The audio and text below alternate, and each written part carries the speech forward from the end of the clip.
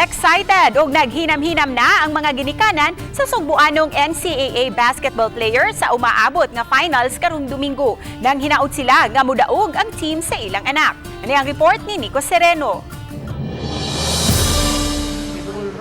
Gipangulbaan apan naghinam-hinam na sa NCAA Season 98 Finals. Kini ang gibati karon sa magtiayong pasturan nga nahinabi namo sa ilang panimay sa lungsod sa Liloan. Sila mga ginikanan ni Frederick James o Jimboy Pasturan sa De La Salle College of St. Benilde Blazers. Masaligon sila sa umaabot nga performance sa CSB sa finals batok sa defending champion nga Letran Knights. Sa miaging mga games, nahatagan og kahigayunan ang ginikanan ni Jimboy nga makalarga sa kauluhan aron masaksihan ang duwa. Nangandam na sab sila kay mularga paingon sa kauluhan ugma. Gihulagway nila ang kasinatian nga nakasaksi live sa duwa nga kulbahinam pag-ayo. Bata pa mahiligo na kuno sa bola si Jimboy kang iyang amahan magduwa sab sa sport.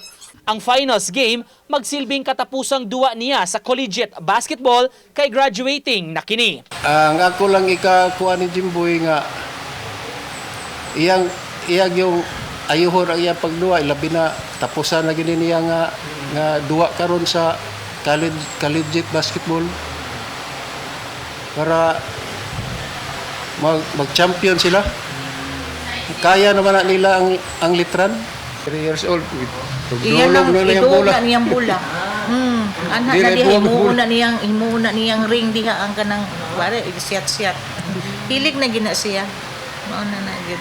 Hilig na siya mag-dribble so nagamay pa. Gamay pa. Antod na lang na na discover siya. Uban ni Godfrey Relien, Nico Sereno, Balitang Bisdak.